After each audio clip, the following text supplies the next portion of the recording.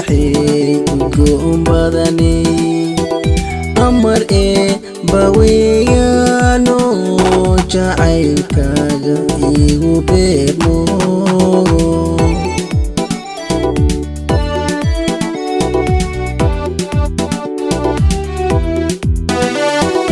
anfacay ilwaad quruxeeyay ubaxay udgoon badani amar baweeyaano jacaylkaaga igu beermo